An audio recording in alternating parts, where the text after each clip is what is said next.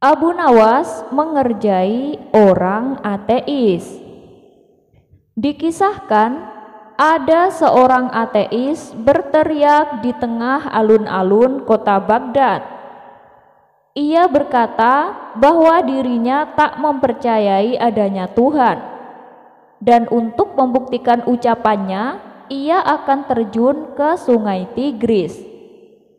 Kalau Tuhan memang ada, Dia pasti akan menolongku agar tidak mati tenggelam, teriaknya di hadapan orang-orang.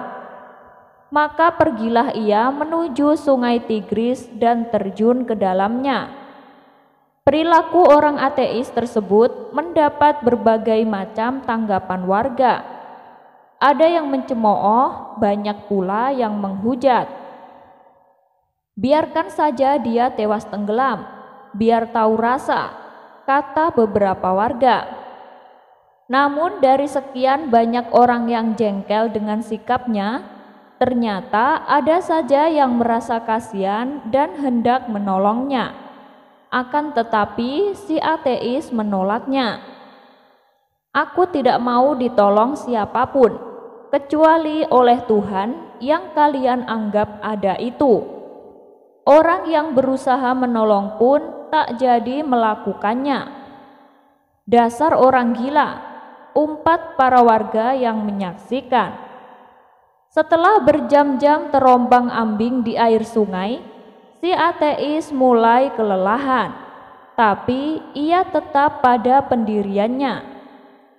Sementara Abu Nawas yang baru pulang dari pasar melihat banyak orang berkerumun di tepi sungai. "Ada apa ini? Kenapa ramai sekali?" tanya Abu Nawas kepada salah satu warga. Kemudian Abu Nawas diberitahu perihal perilaku orang ateis yang ingin menguji adanya Tuhan. Tanpa pikir panjang, Abu Nawas lalu menghampirinya. "Mau apa kau kemari? Jangan tolong aku. Aku hanya mau ditolong oleh Tuhan," teriak si ateis. "Siapa juga yang mau menolongmu? Aku hanya ingin memberitahu bahwa Tuhanku mengatakan padaku bahwa Dia sudah menunggumu di alam kematian dan katanya sudah ingin menyiksamu," balas Abu Nawas. Mendengar hal itu, si ateis menjadi gemetaran. Ia pun berusaha menyelamatkan diri supaya tidak tenggelam. Akan tetapi, karena sudah kelelahan, usahanya hanya sia-sia. Tubuhnya mulai hanyut tenggelam. "Tolong aku, Tuan, selamatkan aku," pinta si ateis kepada Abu Nawas. "Maaf, aku bukan Tuhan," jawab Abu Nawas. Setelah si ateis tak sadarkan diri dan tenggelam, barulah Abu Nawas menariknya dan dibawanya ke daratan. Ketika si ateis tersadar dari pingsannya, ia pun bertanya, "Di mana aku? Apakah aku di alam kematian?" tanyanya penuh penasaran. "Lain kali kalau kau berbuat demikian, aku akan membiarkanmu," bentak Abu Nawas. Si ateis pun akhirnya meminta maaf dan berterima kasih kepada Abu Nawas. Abu Nawas ditanya apa warna angin. Dikisahkan, Baginda Raja menunjuk kawannya untuk menjabat sebagai gubernur di kota Abu Nawas tinggal. Tapi sayangnya, orang yang ditunjuk ini menyalahgunakan jabatannya. Dengan sewenang-wenang, dia memerintahkan para prajurit untuk menangkap para sastrawan yang dianggap pintar. Setelah beberapa sastrawan berhasil ditangkap, mereka dihadapkan kepada gubernur yang baru. Satu persatu di antara mereka ditanya oleh sang gubernur, "Menurutmu, saya gubernur yang adil atau gubernur yang zalim?" Sastrawan pertama menjawab, Anda adalah gubernur yang zalim. Sang gubernur terperanjat dengan jawaban tersebut. Apa alasanmu mengatakan kalau aku gubernur yang zalim? Tanya sang gubernur. Karena Anda telah menangkap kami tanpa sebab, jawab sastrawan pertama. Prajurit, masukkan dia ke dalam penjara. Besok dia harus dihukum mati. Titah sang gubernur. Sastrawan berikutnya dipanggil dan diberi pertanyaan. Menurutmu, saya gubernur yang adil atau gubernur yang zalim? Tanya sang gubernur.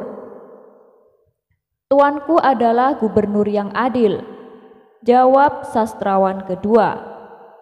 Apa alasanmu mengatakan kalau aku gubernur yang adil? Tanya sang gubernur kembali. Karena tuanku sangat memperhatikan rakyatnya, jawab sastrawan tersebut. Wah, kamu pembohong. Prajurit, masukkan dia ke dalam penjara. Besok dia juga harus dihukum mati. Titah sang gubernur. Begitulah seterusnya.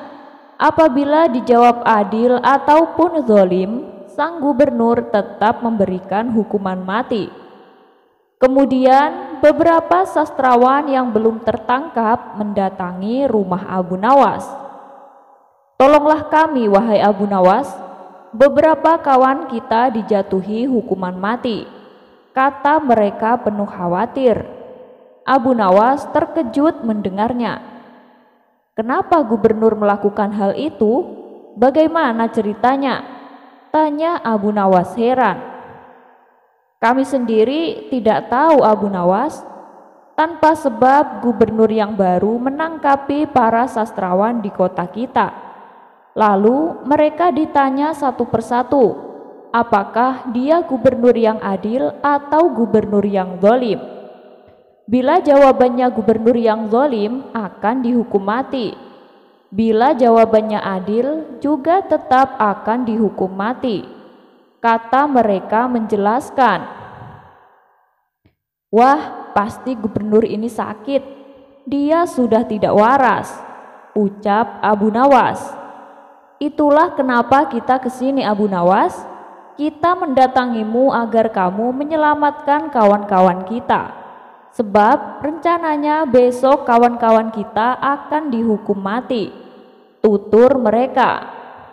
Baiklah, aku akan ke istana gubernur sekarang juga. Kalian pulanglah, ucap Abu Nawas. Maka berangkatlah Abu Nawas ke istana. Sesampainya di sana, Abu Nawas langsung menghadap sang gubernur. Melihat kehadiran Abu Nawas, sang gubernur langsung emosi. Ngapain kamu datang ke istanaku? Tanya sang gubernur. Saya mendengar kabar Anda menyuruh beberapa prajurit untuk menangkapi para sastrawan pintar di kota ini. Tapi kenapa aku tidak ditangkap? Aku sangat tersinggung, jawab Abu Nawas. Oh, jadi kamu menganggap dirimu bagian dari mereka? Tanya sang gubernur. Tentu saja, masyarakat di kota ini tahu siapa aku. Aku, Abu Nawas, adalah sastrawan terpandai di kota ini, balas Abu Nawas. Baiklah, Algojo, tangkap Abu Nawas dan penggal lehernya, perintah sang gubernur. Tapi tunggu dulu. Sebelum leherku dipenggal, perintahkan algojomu itu agar jangan sampai merusak rambutku, sebab aku baru saja keluar dari tukang cukur, timpal Abu Nawas. Mendengar itu, sang gubernur langsung tertawa. Itulah jiwa kesatria yang aku kagumi darimu. Aku mengampunimu, Abu Nawas, kata sang gubernur. Kalau begitu, bolehkah aku meminta satu permintaan? Tanya Abu Nawas. Memangnya apa permintaanmu? Katakan saja, jawab sang gubernur. Saya juga minta pengampunan untuk kawan-kawanku, pinta Abu Nawas. Sejenak sang gubernur terdiam. Lalu ia berkata kepada Abu Nawas, "Aku akan mengabulkan permintaanmu, tapi ada syaratnya. Kamu harus bisa menjawab 3 pertanyaanku," ujar sang gubernur. "Baik Tuan, saya siap menjawabnya," sahut Abu Nawas. "Menurutmu, aku gubernur yang adil atau gubernur yang zalim?" tanya sang gubernur. "Tuan bukan gubernur yang adil, bukan pula gubernur yang zalim. Orang-orang yang zalim itu adalah kita, sedangkan Tuan adalah pedang keadilan yang menumpas kezaliman," jawab Abu Nawas. "Luar biasa jawabanmu, sungguh menakjubkan Abu Nawas. Sekarang pertanyaan kedua, mana yang lebih bermanfaat, matahari atau bulan?" tanya sang gubernur. "Matahari terbit di siang hari bersama terangnya dunia, maka menurutku matahari kurang bermanfaat. Sementara bulan terbit di waktu malam yang menerangi dunia dan menjadikannya seperti siang, maka menurutku manfaat bulan lebih besar." Sang gubernur pun tertawa dengan jawaban Abu Nawas. Meskipun nyeleneh, tapi masuk akal juga. "Baiklah Abu Nawas, sekarang pertanyaan yang terakhir. Menurutmu angin itu berwarna apa?" tanya sang gubernur. "Angin itu berwarna merah Tuan," jawab Abu Nawas enteng. "Apa alasanmu mengatakan angin berwarna merah?" tanya sang gubernur kembali. "Tuan juga tahu kan, kalau kita masuk angin, lalu badan kita dikerok, pasti akan muncul warna merah pada tubuh kita. Itu menunjukkan kalau anginnya sedang keluar. Berarti warna angin adalah merah," jawab Abu Nawas. Untuk kedua kalinya sang gubernur dibuatnya tertawa terpingkal-pingkal. "Kamu memang cerdik Abu Nawas. Kamu mendapatkan apa yang kau inginkan. Ternyata apa yang dikatakan Baginda Raja tentangmu memang benar Abu Nawas," tutur sang gubernur. Abu Nawas spontan kaget mendengar nama Baginda Raja disebut. "Maksudnya Tuan bagaimana?" tanya Abu Nawas penasaran. "Jadi sebelum aku ditugaskan ke sini, Baginda Raja memberitahuku kalau di kota ini banyak sastrawan pintar, dan di antara sastrawan yang paling cerdik adalah kamu. Aku berniat memanggil mereka untuk aku kasih hadiah. Tapi sebelumnya aku ingin mengerjai mereka dulu. Ternyata kamu malah datang membantu mereka. Dan ini adalah suatu kesempatan bagiku untuk menguji kecerdasanmu," kata sang gubernur menjelaskan. "Jadi hukuman mati yang Tuan berikan hanya pura-pura?" tanya Abu Nawas kaget. "Benar Abu Nawas, aku hanya ingin mengerjai mereka sebelum aku memberi hadiah kepada mereka," jawab sang gubernur. Abu Nawas pun terdiam sejenak.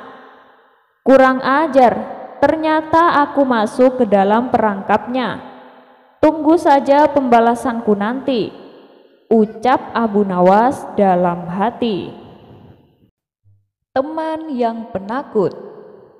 Dikisahkan ada seorang teman akrab Abu Nawas yang suka usil mengerjai dirinya. Namanya adalah Hasan. Setiap kali Abu Nawas membalas kejahilannya, Hasan malah justru tertawa. Hal inilah yang membuat hubungan keduanya semakin bertambah akrab. Meski demikian, Hasan terkenal sangat penakut. apalagi kalau melewati tempat-tempat angker. Suatu hari, Abu Nawas mengajak Hasan pergi ke kampung tetangga dengan tujuan untuk membeli seekor keledai.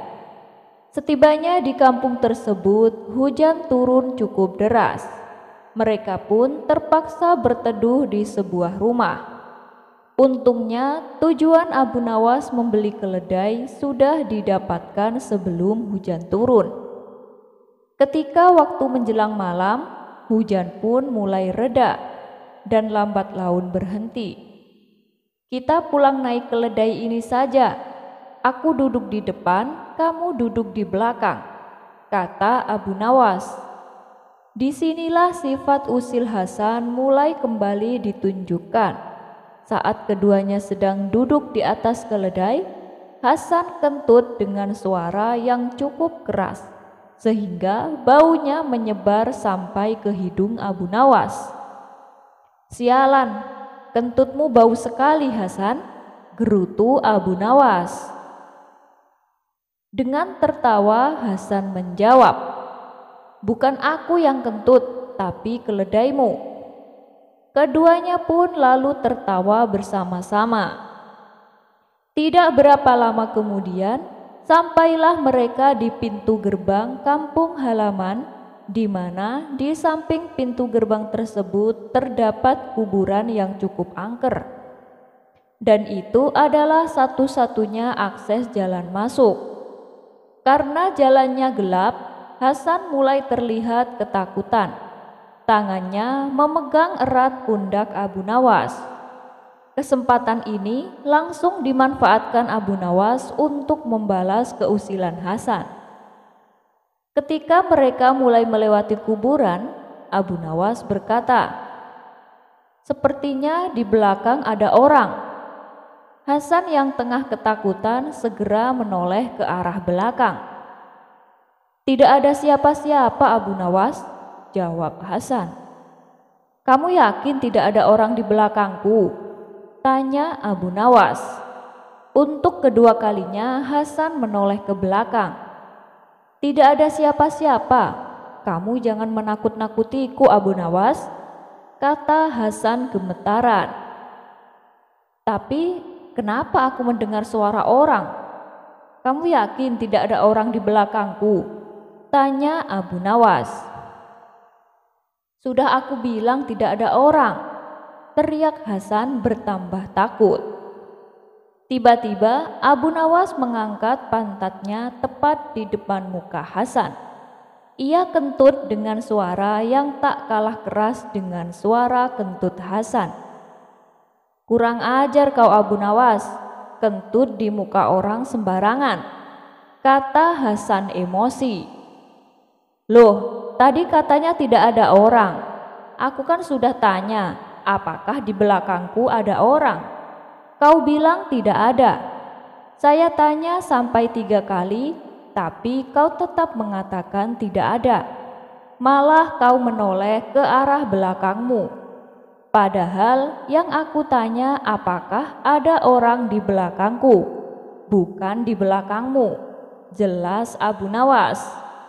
Menyadari dirinya dikerjain Abu Nawas, Hasan tak kuasa menahan tawanya. Mereka berdua pun tertawa di sepanjang perjalanan. Abu Nawas mengelabui malaikat. Sebelum wafat, Abu Nawas memberikan wasiat agar istrinya mengkafaninya.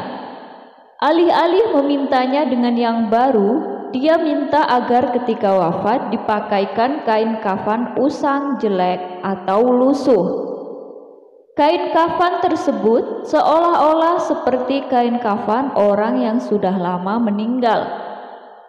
Berdasarkan kisah yang sudah turun-temurun, diceritakan kalau Abu Nawas pun sudah berada di alam kubur.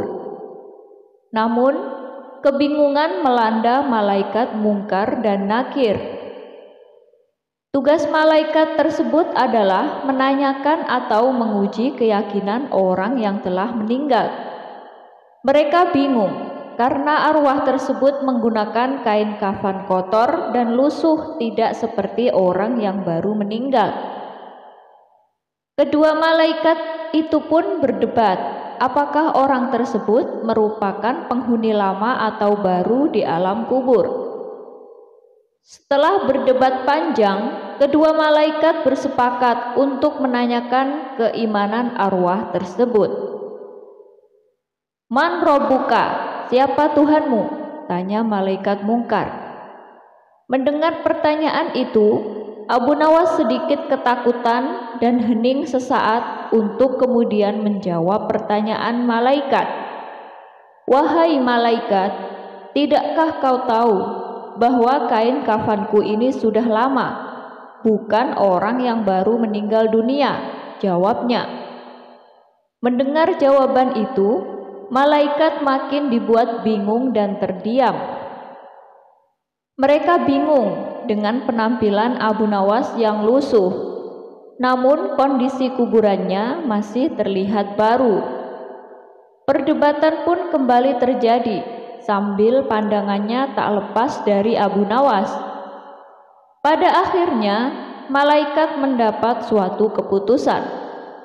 Malaikat memutuskan kalau Abu Nawas adalah penghuni lama alam kubur dan tidak menanyakan lebih lanjut. Kedua malaikat itu lantas pergi dan berpindah ke kuburan lain dan bertanya-tanya apakah mereka sedang dijaili. Konon kisah Abu Nawas mengelabui malaikat ini meniru Umar bin Khattab yang dikisahkan berani membentak malaikat mungkar dan nakir. Jadi pawang hujan dadakan, Abu Nawas langsung dihormati semua orang. Abu Nawas menghadapi masalah dengan Baginda Raja akibat kesalahannya sendiri. Ia membuat Baginda Raja murka hingga memerintahkan para prajurit menangkapnya. Ketika berada di rumah, Abu Nawas menyampaikan kepada sang istri bahwa dirinya hendak pergi dari kampung halaman dalam beberapa waktu. Kemudian, istrinya khawatir dan menanyakan apa yang sedang terjadi. Abu Nawas menjawab jika dia telah membuat kesalahan yang membuat Baginda Raja murka.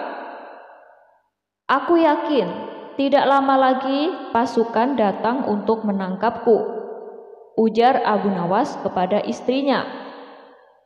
Kemudian Abu Nawas segera bergegas meninggalkan rumah.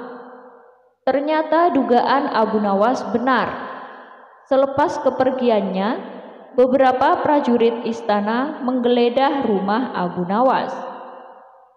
"Di mana Abu Nawas?" tanya salah satu prajurit kepada istri Abu Nawas. "Ia sudah pergi meninggalkan kampung ini," jawab istri Abu Nawas dengan nada suara ketakutan. Dikarenakan tidak berhasil menangkap Abu Nawas, para prajurit kembali ke istana dan melaporkannya kepada Baginda Raja. Sang raja pun marah mengetahuinya. Sementara Abu Nawas pindah dari kampung ke kampung. Akhirnya dia sampai di sebuah kampung yang sedang dilanda kekeringan. Para warga di kampung tersebut melihat Abu Nawas yang mengenakan sorban dan mengira dia sebagai pribadi yang istimewa atau utusan Tuhan. Mereka memperlakukan Abu Nawas dengan hormat dan mengundangnya ke rumah. Abu Nawas yang cerdik seperti biasa bertanya mengenai alasan diperlakukan seperti itu. Para warga menceritakan tentang kesulitan mereka dalam menghadapi kekeringan. Abu Nawas pun memiliki ide yang sangat cerdas. Ia meminta para warga mengumpulkan air di lapangan. Abu Nawas kemudian menggunakan air itu untuk mencuci baju dan mandi, daripada menggunakannya untuk berdoa agar hujan turun. Ini tentu membuat warga-warga marah dan kecewa. Tetapi keajaiban terjadi. ketika Abu Nawas menjemur jubahnya. Hujan tiba-tiba turun, dan kampung tersebut akhirnya mendapat air yang dibutuhkan. Semua warga sangat bersyukur dan senang. Mereka menjadi sangat terkesan dengan Abu Nawas. Bijaksana di luar nalar. Karena seringnya diminta memecahkan kasus yang rumit, Abu Nawas kerap kali mendapat hadiah berupa pundi-pundi uang yang banyak. Rupanya hal ini mengundang rasa iri oleh sebagian hakim istana yang berjumlah 5 orang. Mereka beralasan bahwa menangani kasus sudah menjadi pekerjaan para hakim, bukan tugasnya Abu Nawas. Kelima hakim tersebut lalu berkumpul untuk membahas masalah ini. Enak saja Abu Nawas itu. Ia mendapat hadiah yang seharusnya menjadi milik kita, kata salah satu dari mereka. Benar, ini tak boleh dibiarkan. Ayo kita ajukan protes kepada Baginda Raja, sahut lainnya. Maka kelima hakim ini menghadap Baginda Raja dan menyatakan akan keberatannya.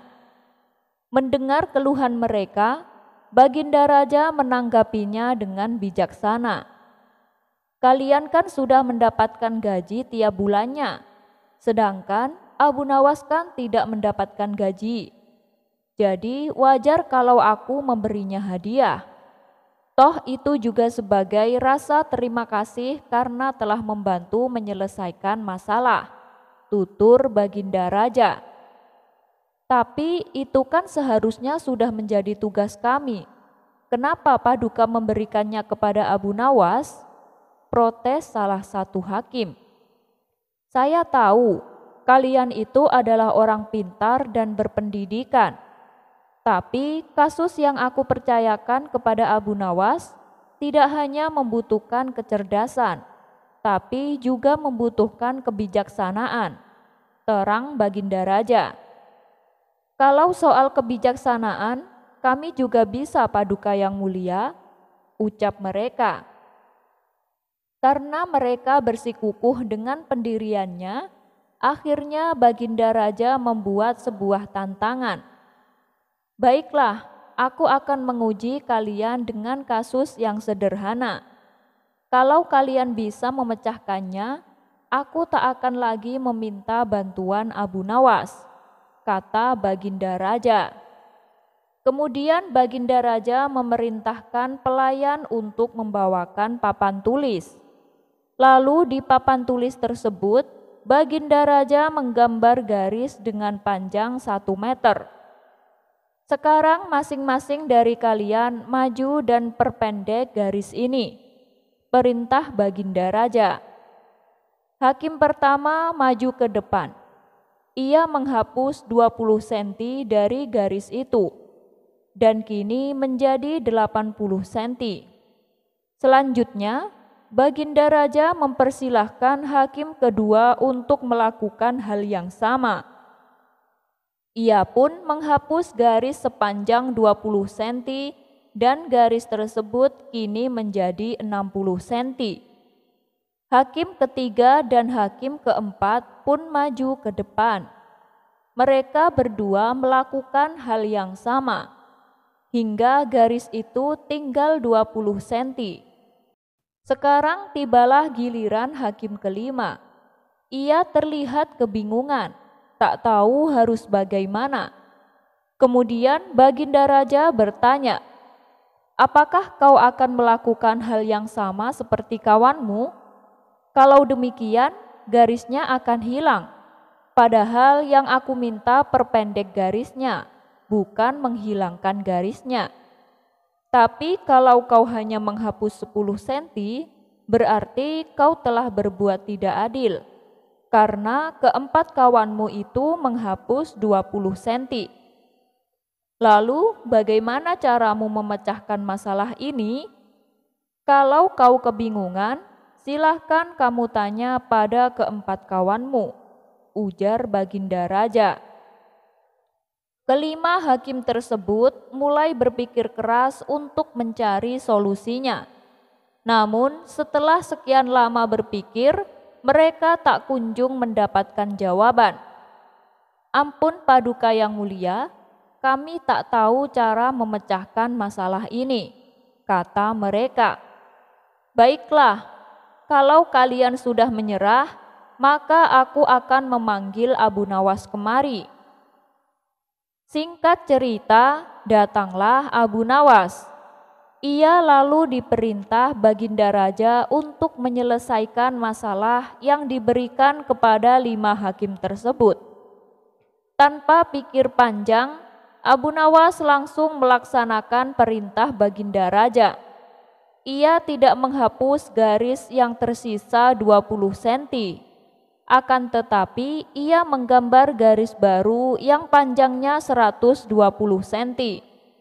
Garis tersebut lebih panjang daripada garis pertama yang dibuat oleh Baginda Raja. Setelah Abu Nawas selesai dengan tugasnya, Baginda Raja lalu berkata kepada mereka, "Tuh, kalian lihat sendiri kan, bagaimana cara Abu Nawas menyelesaikan masalah untuk membuat garis menjadi pendek. Kalian tak perlu menghapusnya, cukup membuat garis baru yang lebih panjang. Maka garis pertama akan menjadi lebih pendek dengan sendirinya." Mendengar hal itu, kelima hakim tersebut menyadari akan kekeliruannya dan mengakui kecerdasan Abu Nawas akan sifat bijaksana dalam menyelesaikan masalah. Abu Nawas dapat 100 keping emas cuma dengan membelakangi raja. Abu Nawas mendapat tantangan yang mempunyai resiko sangat besar, yakni hukuman pancung. Tantangan itu muncul saat dia bersama teman-temannya sedang minum kopi di warung. Para sahabat itu menantang Abu Nawas untuk memantati Baginda Raja, karena selama ini belum ada yang berani melakukannya. Jika berhasil, dia bakal mendapat 100 keping emas dari rekan-rekannya tersebut. Tentu saja Abu Nawas menerima tantangan tersebut, meskipun dia sendiri tidak yakin berhasil. Minggu depan Raja Harun ar-Rasyid akan mengadakan jamuan kenegaraan. Para menteri, pegawai istana, dan orang-orang dekat raja diundang, termasuk Abu Nawas. Seusai menyampaikan pidato, raja melihat Abu Nawas duduk sendirian di tempat yang tidak ada karpetnya. Karena merasa heran, raja bertanya, "Mengapa engkau tidak duduk di atas karpet?" Baginda Raja sekuat tenaga membujuk Abu Nawas untuk duduk di karpet. Namun Abu Nawas menjelaskan bahwa dirinya sudah duduk di karpet. Tentu saja raja tidak percaya, karena tidak ada karpet secuil pun yang diduduki Abu Nawas. Raja melihat Abu Nawas hanya duduk di lantai. "Karpet yang mana yang engkau maksudkan, wahai Abu Nawas? Aku dari tadi tidak melihat engkau duduk di karpet," tutur Baginda Raja masih bingung. "Baiklah Raja yang mulia, kalau memang ingin tahu, maka dengan senang hati hamba akan menunjukkan," kata Abu Nawas sambil beringsut-ingsut ke depan. Setelah cukup dekat dengan raja, Abu Nawas berdiri, kemudian menunjukkan potongan karpet yang ditempelkan di bagian pantatnya. Abu Nawas kini seolah-olah memantati Raja Harun ar-Rasyid.